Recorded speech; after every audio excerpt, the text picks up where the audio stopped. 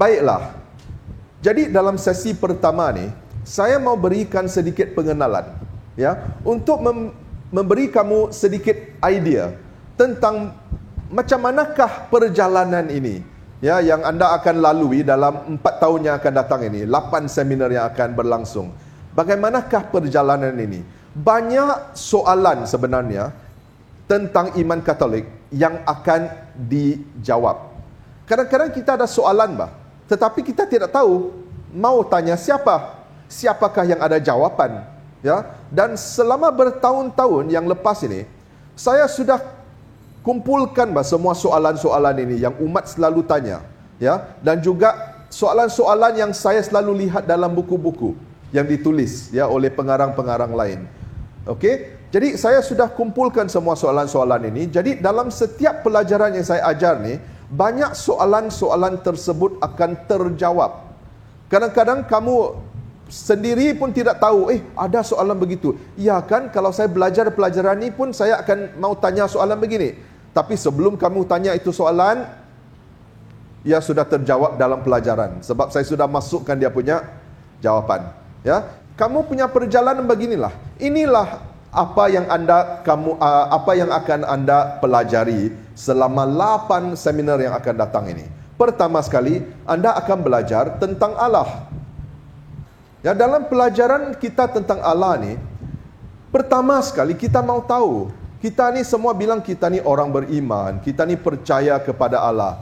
Tetapi sebenarnya ada satu soalan penting yang belum lagi terjawab, iaitu sama ada Allah itu benar-benar wujud atau tidak. Kalau Allah itu benar-benar wujud, mana buktinya? Dunia sekarang ni sudah berbeza, tahu. Dunia dulu mungkin 50 tahun yang lepas, kalau dalam satu kumpulan begini, ya, seperti anda semua ni 250 orang, mungkin kebanyakan orang beriman. Saya bukan bilang kumpulan Katolik, ya, tapi kumpulan di luar masyarakat, ya, kumpulan di masyarakat. Mungkin dalam satu kumpulan begini, semua orang beriman, dan mungkin ada seorang dua saja yang secara senyap-senyap sebenarnya tidak percaya bahawa Allah itu wujud. Tetapi dunia sekarang berbeza. Kebanyakan orang, walaupun di negara kita, kebanyakan orang percaya bahawa Allah itu wujud. Tetapi kalau kamu keluar ke negara-negara lain, anda akan berjumpa dengan ramai orang yang memanggil diri mereka itu atheist. Pernah dengar? Atheist itu apa? Mereka itu adalah orang yang percaya bahawa Tuhan tidak wujud. Mereka percaya bahawa memang tidak ada entiti yang dipanggil Tuhan. Dan di masyarakat-masyarakat seperti itu, kalau kamu tidak percaya kepada kewujudan Tuhan, itu memang normal. Tidak ada sesuatu yang pelik tentang orang yang tidak percaya kepada Tuhan. Tetapi kalau orang seperti kamu ni di masyarakat-masyarakat begitu, kamu janggal. Sangat janggal. Saya kasih contoh. Pada akhir bulan keempat, saya bilang kan, sudah 12 tahun kan saya sebagai seorang deacon kan. Jadi pada akhir bulan keempat ni, tahun ini, saya bilang, okey, sekarang saya mau rehat sekejap, saya mau pergi melancong. Ya, jadi saya sama saya punya saudara lah. Kami berdua pergi melancong dari London, kami pergi ke Ireland. Tahu kan Ireland di mana? Di sebelah England kan. Selepas tu kami balik ke England dan naik ke Scotland, buat satu round begini. Ya, selama sebulan kami melancong. Waktu kami melancong tu, ada grup bersama-sama dengan kami. Tetapi grup ini, kebanyakan mereka ni orang putih, bukan orang kuning macam kita. Ya, mereka ni orang putih. Mereka datang dari negara Amerika, dari Australia, dari New Zealand dan sebagainya. Dan mereka ni, kebanyakan mereka tidak percaya kepada kewujudan Tuhan. Dan kita punya percutian ni, kita punya trip ni, kita banyak melawat tempat-tempat beragama. Sebab kalau kamu pergi ke negara-negara barat kan, banyak bangunan-bangunan lama mereka tu apa? Gereja lama. Dan ada banyak gereja yang juga sudah menjadi museum. Sebab orang sudah menjadi semakin kurang beragama. Tapi banyak juga yang masih berfungsi sebagai gereja. Jadi saya dan saya punya saudara ni, bila kita melancong ni, kita pergi dari sebuah kota ke kota lain, pertama sekali kita punya agenda di setiap kota adalah apa? Kita pergi mencari gereja. Dan kadang-kadang seluruh kumpulan itu pergi melawat sebuah gereja sebab ada dalam kita punya itinerary lah. Dan mereka melihat bahawa saya dan saya punya saudara ni, bila kita masuk ke gereja Katolik saja, pertama sekali apa kita buat? Kami akan melutut dan berdoa, sembahyang. Dan mereka lihat kami semacam, kami nampak mereka punya muka macam, kenapa kamu berdua ni begitu jahil, begitu bodoh sampai kamu percaya Tuhan tu wujud. Saya tahulah kamu punya bangunan ni cantik, tapi itu tidak bererti bahawa Tuhan itu wujud. Jadi mereka nampak kami macam kesian sebab kami ni begitu bodoh sampai sanggup percaya bahawa Tuhan itu wujud. Bagi mereka, kami ni datang dari masyarakat yang mundur, yang belum maju lagi sebab kami masih percaya kepada Tuhan. Itulah hakikat dunia sekarang. Dan kita punya anak-anak, mereka pun mempelajari begitu. Dari mana mereka belajar tu? Mereka buka YouTube lah. Dari YouTube, dari internet, banyak artikel-artikel yang ditulis oleh orang-orang ateis yang tidak percaya kepada Tuhan. Beberapa tahun yang lepas, di saya punya paroki, ada seorang anak kecil. Dia ni hanya waktu tu 9 tahun umurnya.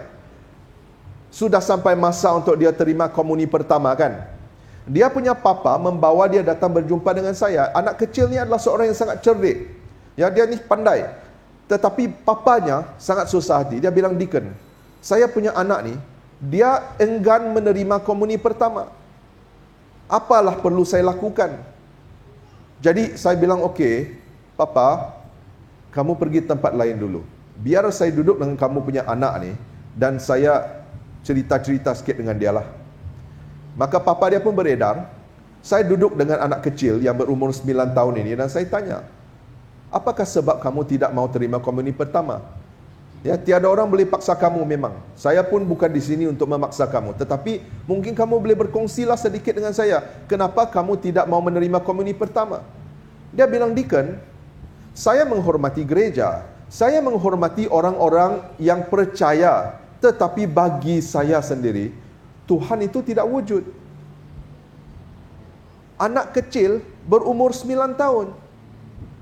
Dan bila saya pergi memantau siri katekismus, buku-buku katekismus yang digunakan dalam kita punya sekolah minggu kan, tidak ada satu bab pun atau satu pelajaran pun yang memberikan bukti kepada anak-anak kecil kita bahawa Tuhan itu wujud. Kita hanya assume, ya, bagi kita, memang mereka sudah percayalah. Ya, mereka menganggap, ya, seolah-olah memang semua anak kecil sudah percaya bahawa Tuhan itu wujud. Jadi kita hanya perlu mengajar mereka tentang Tuhan ini, siapakah Tuhan ini dan apakah yang dilakukan oleh Tuhan ini. Itu saja. Tetapi zaman sekarang bukan begitu. Mungkin 50 tahun lepas begitulah. Tapi zaman sekarang berbeza, Pak.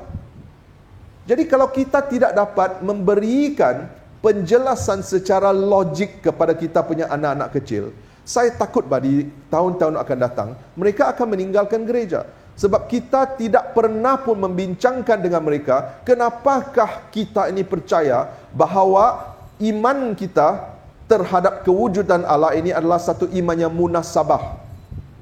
Tidak pernah dibincangkan. Jadi ini adalah pelajaran pertama. Ya, bagaimanakah dapat kita mengetahui sama ada Allah itu wujud atau tidak? Dan kalaulah dia wujud, Allah itu bagaimana? Ini semua penting, bah. Ya. Dan kalau Allah itu wujud, adakah Allah pernah menyatakan dirinya? Sebab kalau dia ni wujud, tidak semestinya dia mau menyatakan dirinya kepada manusia kan? Dia mungkin boleh wujud secara terpencil, bah. Tidak mau kasih tahu orang bahawa dia wujud. Jadi soalan seterusnya, adakah Allah ini kalau dia benar-benar wujud pernah menyatakan dirinya, menunjukkan dirinya kepada umat manusia?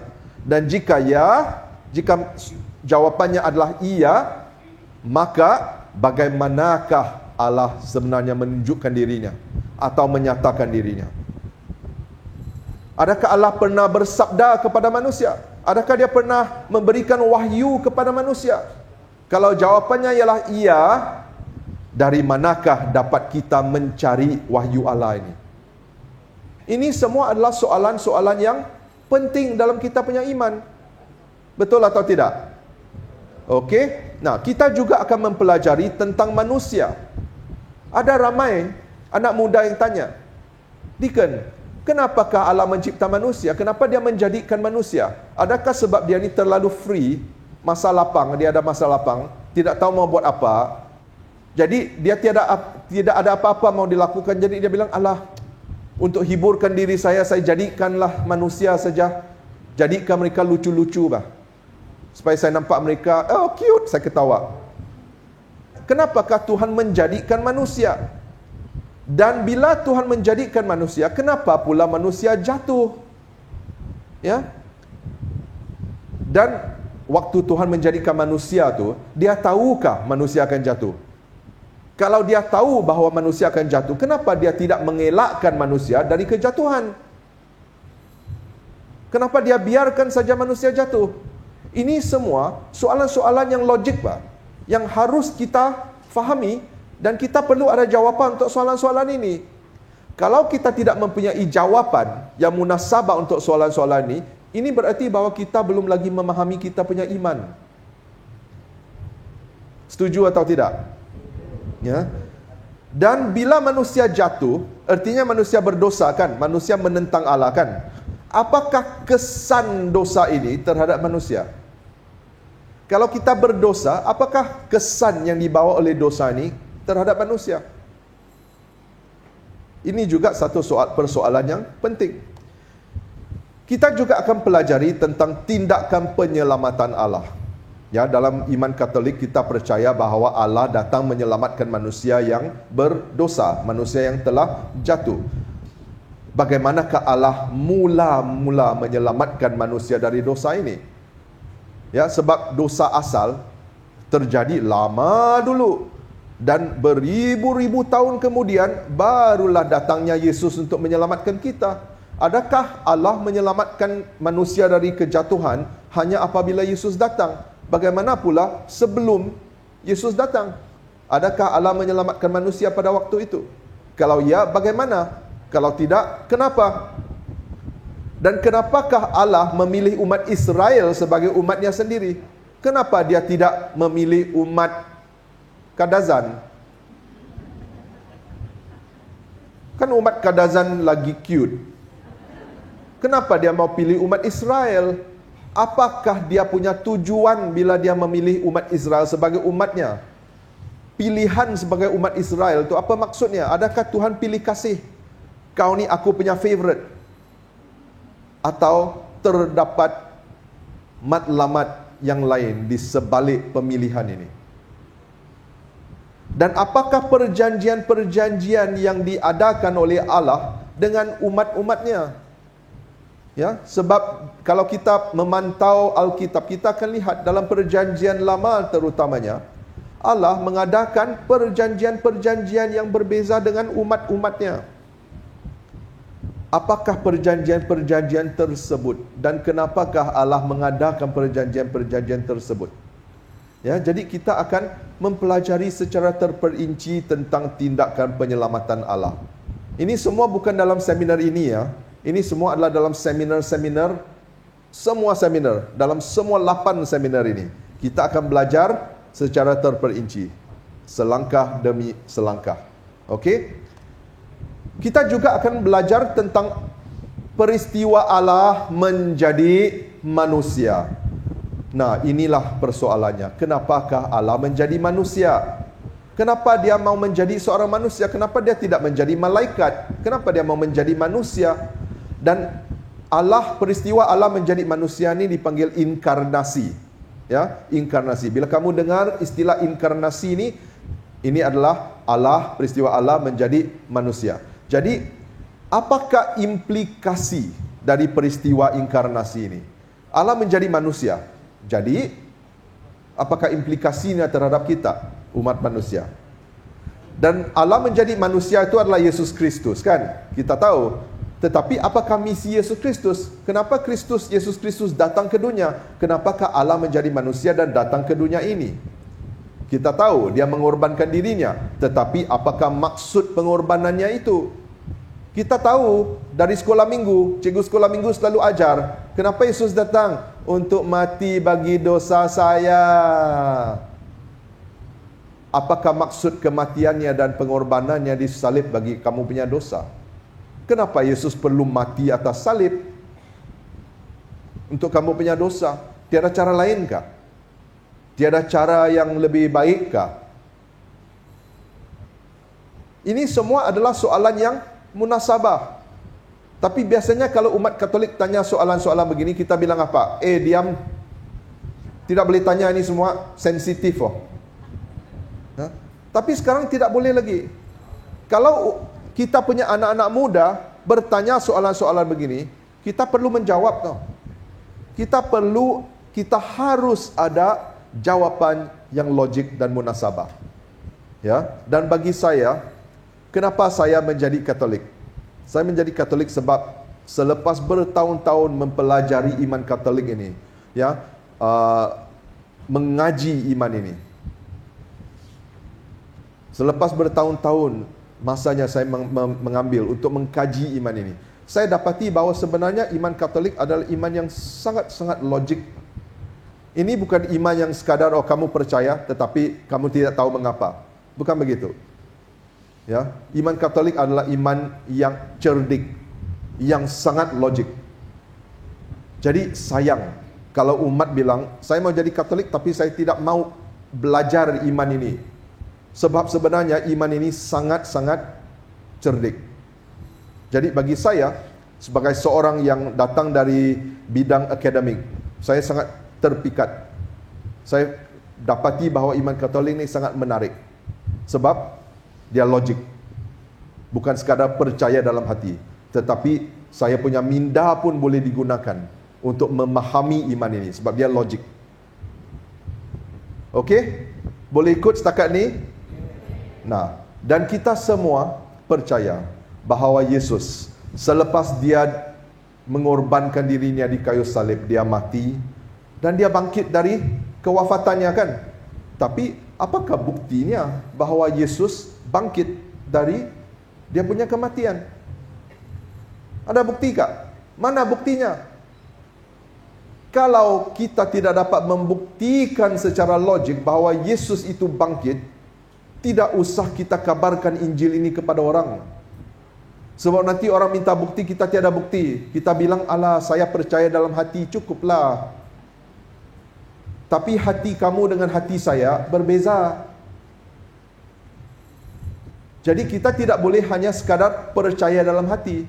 Kita harus memahami. Dan kalau kamu mau percaya sesuatu yang begitu mukjizat, sehingga kamu percaya bahawa Yesus itu bangkit dari dia punya kewafatan, lebih baik kamu ada bukti tentang kebangkitan itu. Kalau tidak, orang bilang kau ni percaya cerita dongeng saja. Malu. Kamu lihat, banyak umat gereja sebenarnya, mereka punya iman ini tidak kukuh. Mereka tidak mempunyai sebab-sebab tertentu untuk mempercayai iman Katolik. Dan mereka pun tidak mau tahu. Itu masalahnya. Jadi anak-anak mereka pun samalah. Nanti bila anak-anak mereka pergi ke Semenanjung atau pergi ke tempat lain, masuk college, dipengaruhi oleh orang lain. Nah, selepas tu mereka datang jumpa saya, menangis. Anak saya tidak mau jadi Katolik lagi. Dia pergi ke gereja lain. Atau dia langsung tidak mau percaya kepada iman Kristian. Dia masuk agama lain. Sebab dia fall in love dengan orang agama lain. Tapi kalau dari kecil kita didik mereka dalam iman ini, dengan mengajar mereka dengan iman ini secara terperinci, ini tidak akan berlaku. Apa yang saya ajar kamu di rumah, saya punya isteri, ajar saya punya anak. Setiap minggu, apa yang saya akan ajar kamu selama 8 seminar ni, isteri saya ajar saya punya anak setiap minggu di rumah. Anak saya baru umur 12 tahun sekarang. Tapi saya bilang, kamu perlu faham ini semua. Jadi pada suatu hari saya test saya punya anak. Sebab saya bimbang, saya lihat orang lain punya anak, saya bimbang saya punya anak. Ya, saya lakukan ini bukan semata-mata kerana saya tiada kerja lain, jadi saya cari kerja. Ya, saya lakukan ini semua sebab saya sendiri sebagai seorang bapa, saya pun bimbang saya punya anak punya iman. Saya bimbang saya kehilangan anak saya kepada kepercayaan dan ideologi-ideologi yang palsu. Jadi pada suatu hari saya test dia, saya uji dia. Saya bilang, "Oi boy, kau percayakah Tuhan itu wujud?" Banyak orang di dunia ini tidak percaya tahu. Dia bilang, "Mestilah saya percaya. Tuhan tu real," dia bilang. Saya bilang, "Tapi ramai orang tidak percaya." Dia bilang, "Sebab mereka bodoh, bang. Mereka percaya yang tidak logik," dia bilang. Sebab dia sudah dididik, dia sudah diajar. Dia tahu bahawa kita punya kepercayaan tentang kewujudan Allah ni, Allah sesuatu yang logik. Bukan saja, oh percaya dalam hati cukup. Hati kita ni tidak boleh dipercayai tahu. Hari ini percaya, besok tidak percaya. Tapi kalau kita beroperasi secara logik, logik tu tidak boleh berubah. Ya. Jadi ini adalah sesuatu yang boleh diajar dan anda boleh mempelajarinya. Ya, saya percaya bagi kamu untuk belajar apa yang saya ajar ni tiada masalah. Sebab kalau anak saya berumur 12 tahun boleh belajar, bagi anda semua saya rasa no problem bah. Kan? Okey. Selepas mempelajari tentang peristiwa Allah menjadi manusia, kita juga akan mempelajari tentang gereja. Nah, apakah itu gereja? Jangan bilang Sacred Heart Cathedral itu hanya sebuah bangunan gereja, tetapi apakah itu gereja sebenarnya? Dan kenapakah Allah menubuhkan gereja? Ya. Apakah misi gereja ini? Dan kita juga akan dalam mempelajari tentang gereja, kita juga akan mempelajari tentang syurga dan neraka. Apakah itu syurga dan neraka? Semua orang mau pergi syurga, tetapi mereka tidak tahu syurga itu apa. Betul atau tidak? Kita semua fikirkan bahawa syurga ni bila mati kita pergi ke tempat lain, ke alam lain, tempat lain, ya, dan di sana best syok sebab boleh makan free flow ice cream. Jadi kita ni ada banyak tanggapan tentang syurga, tetapi sebenarnya apakah itu syurga dan apakah itu neraka? Satu lagi, purgatory. Apakah itu purgatory? Adakah purgatory itu sebenarnya merupakan sebuah tempat di mana kita pergi untuk dihukum sebelum kita masuk syurga sebab kita banyak buat salah? Soalan-soalan begitulah sangat relevan dalam kita punya iman. Ya, banyak umat Katolik percaya. Kau percaya syurga? Percaya. Kau percaya gereja? Percaya. Kau percaya Bunda Maria? Percaya. Jelaskan. Dah tahu? Tanya Father Paul lah. Iman mereka ni sebenarnya bukan iman. Iman mereka ni iman pinjaman. Mereka meminjam iman orang lain. Sebenarnya mereka sendiri tidak memahami mereka sendiri punya iman lah. Jadi mereka meminjam iman orang lain, bukan iman mereka sendiri. Ini harus berubah dalam kita punya hidup. Ya. Jadi saya berjanji kepada Tuhan bahawa dalam tahun-tahun yang akan datang ini, inilah tumpuan saya untuk membantu orang supaya memahami iman mereka dengan terperinci dan sistematik. Ya, sudah beberapa kali saya ulang ini sebab saya mau kamu faham ini, ya. Dan gereja juga memberikan sakramen-sakramen kan kepada umatnya. Tetapi kenapakah sakramen-sakramen itu penting? Dan apakah erti setiap sakramen? Kita ada 7 sakramen kan? Apakah maksud bagi setiap sakramen itu? Kenapakah setiap sakramen itu penting? Ya. Kita juga akan mempelajari tentang doa dan persekutuan. Bagaimanakah cara yang betul untuk berdoa? Umat Katolik selalu beritahu saya, "Deacon, saya tidak pandai berdoa. Hanya orang dari karismatik saja pandai berdoa. Saya ni tidak pandai berdoa." Apakah maksud doa? Dan bagaimanakah cara betul untuk berdoa? Dan apakah perbezaan antara doa berupa liturgi dan doa bersifat devosi? Apakah perbezaannya? Ya, lain itu.